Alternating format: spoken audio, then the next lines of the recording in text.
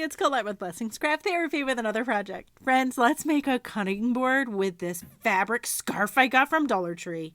All right, and just so that somebody always says, it's not a cutting board. It is. It says it's a cutting board from Dollar Tree.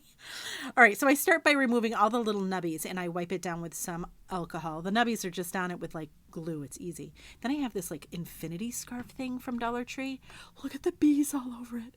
So I cut it so that it's a strip, and then I put down my cutting board just to see kind of where, what placement I want. And I'm just rough cutting out ish where I want it, just so that I'm not dealing with these big long pieces.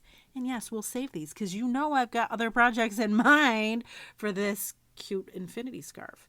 Now I'm using some dishwasher safe Mod Podge, and I put a good amount on it, and then I add my scarf that I cut out and put it on, and position it how we want it. Kind of tap it down a little bit. But I will tell you, this fabric is way different than other fabrics. So I put it down and I had to add more Mod Podge. And the way I did it was half and half. So I folded half over, put Mod Podge down, and then put some more Mod Podge on top of it to kind of, I don't want to say seal it, but, you get the wrinkles out. And then I did the same thing on the other side. Fold it up and then put more Mod Podge down. And then, listen, I'm not going to lie to you. I will always tell you the truth. When I do these, this fabric needed way more attention. This project needed more attention than I usually have to do when I do these cutting boards.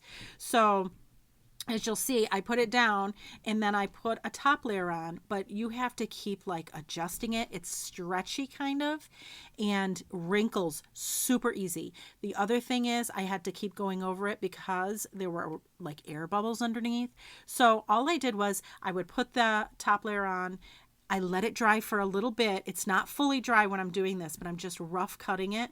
And you'll see as I go around, it's pulling the fabric. So then I have to go back over it. I put a little bit more Mod Podge on and again, flatten it out, smooth it out, make sure there are no air bubbles. Now this is almost dry.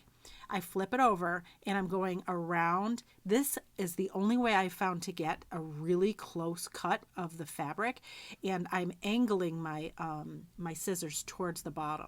The other thing is I'm not sliding my hand. I'm like lifting the plate, because if you slide it, it's not fully dry and it's going to make that fabric shift. So just be aware. I would be mindful about just really taking your time and lift the plate to turn it.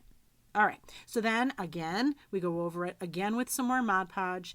Again, because when you do the cutting, you might actually move it a little bit. Then I let it dry, and then I do another layer of Mod Podge.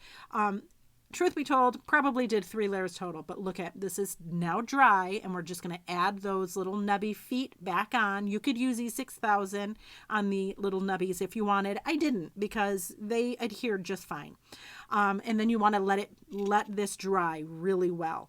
But are you kidding me? Look at how pretty this is. I'm sorry. I think this is so pretty. No, I'm not going to use it for a cutting board. I'm going to use it on my table. I'm going to put stuff on it. It's so pretty. Anyways, friends, thanks so much for watching, and I hope this inspires you.